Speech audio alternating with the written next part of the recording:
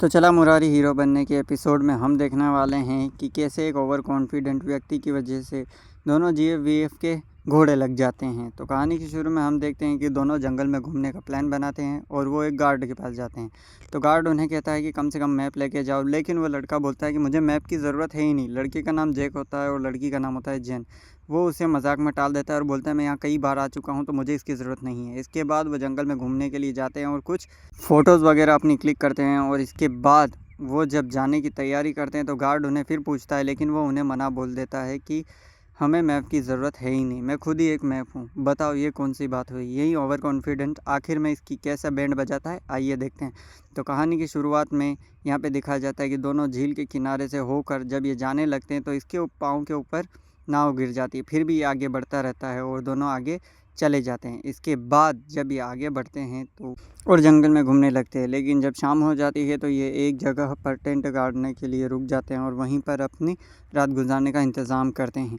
तभी ये दोनों पास की झील में नहाने लगते हैं और वहीं पर ये दोनों एंजॉय करने लगते हैं। इसके बाद लड़का जैक बोलता है कि चलो मैं लकड़ियाँ इकट्ठा कर लाता हूँ खाना बनाने के लिए। इसके बाद जब वहाँ वापस आता है तो जेन के साथ एक लड़के को देखकर वो हैरान हो जाता है, लेकिन वो उसे कुछ नहीं कहता और सीधा अपने टेंट के अंदर आ जाता है। वो जेन को भी बुलाता है। जब जेन को बुलाता है तो कहता है ये कौन है और इसे क्यों बुलाया है। तब जेन उसे बोलती मैंने इसे खाने के लिए इन्वाइट किया है और इसे मना नहीं बोल सकते।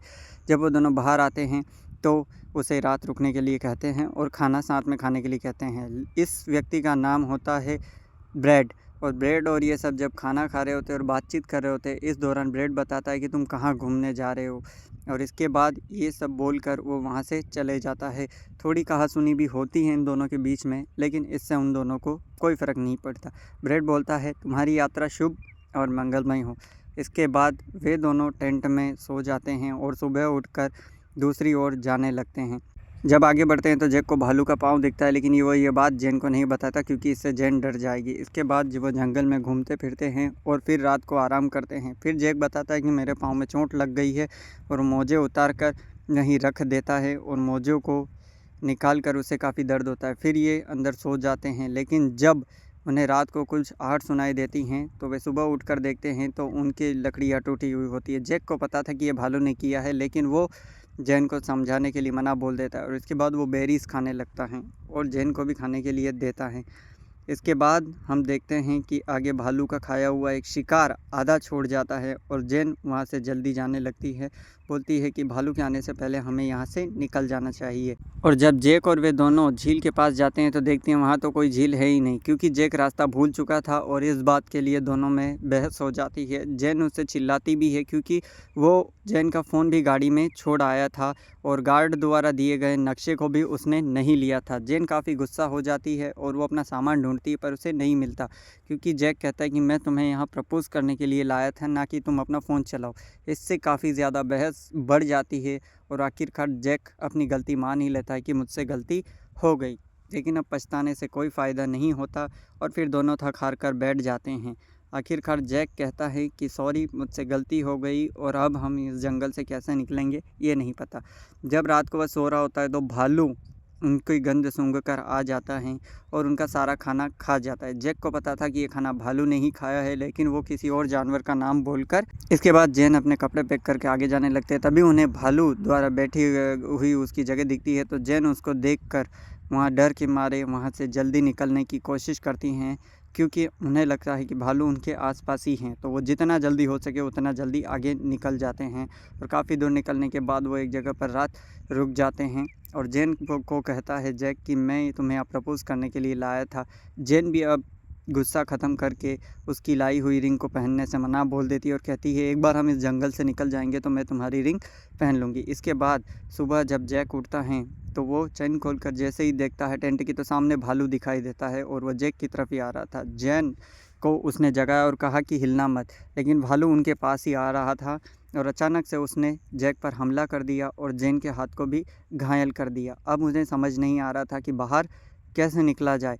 भालू काफ़ी ज़्यादा ताकतवर था, इस वजह वो जेन के हाथ में काट खाता है, जिस वजह से जेन का हाथ काफ़ी ज़्यादा ज़ख्मी हो जाता है। और साथ ही जब जैक उसे आरों से मारने लगता है तो उसके पैर को ही काट कर खा जाता है। काफ़ी चीखने के बाद जैक को समझ ही नहीं आ रहा था, क्योंकि उसका पाँव पूरा सुन्न पड़ चुका था और जैक बार बार एक ही बात बोल रहा था कि जेन तुम यहाँ से भाग जाओ, मैं ज़िंदा नहीं बचने वाला। इसके बाद जब भालू ने दोबारा हमला किया तो वो जैक को खींचकर बाहर ले गया और उसे वहीं खाने लग गया। जेन वहीं सदमे में बैठी रही, उसे कुछ भी समझ नहीं आ रहा था कि उसे क्या करना चाहिए और क्या नहीं। तभी भालू खींच कर ले गया।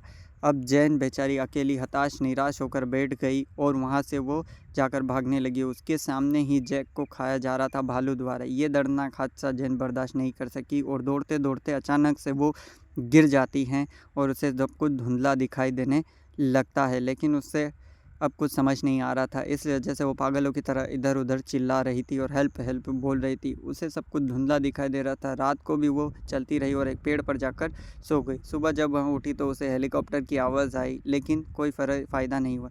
इसके बाद वो लगातार धीरे धीरे चलती रही। एक जगह पर पानी मिला तो उसने अपने ज़ख्म वगैरह पोंछे और बेरीज़ वगैरह खाकर वहाँ से आगे बढ़ती रही।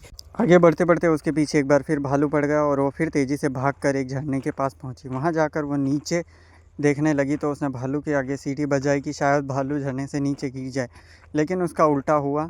उसकी जगह जैन खुद नीचे गिर गई और उसके पाँव की हड्डी टूट गई। फिर उसने 2 लकड़ियों के साथ में उसको ठीक किया, अपने पाँव को बांधा और आगे बढ़ती रही। रात के अंधेरे में भी वहाँ मशाल लेकर आगे बढ़ती रही। उसके होंठ बिल्कुल सूख चुके थे और जब उसने आगे देखा तो उसे एक हिरण दिखाई दी। इसका सीधा सा मतलब ये था कि अब इस एरियाज़ में भालू नहीं है, लेकिन वहाँ फिर भी धीरे धीरे आगे बढ़ती रही और फाइनली उसे वो नाव दिखाई दी जिसमें वो बैठ कर आए थे। नाव से वो तेज़ी से आगे बढ़ती, उसने झील पार की और आगे आकर लड़खड़ाते कदमों के साथ वो घिर कर किनारे पर, जहाँ उसे ब्रेड दिखाई दिया और ब्रेड उसे देखकर दौड़ पड़ा और इसी के साथ जेन की जान बच जाती है। क्या जेन इस सदमे से बाहर आ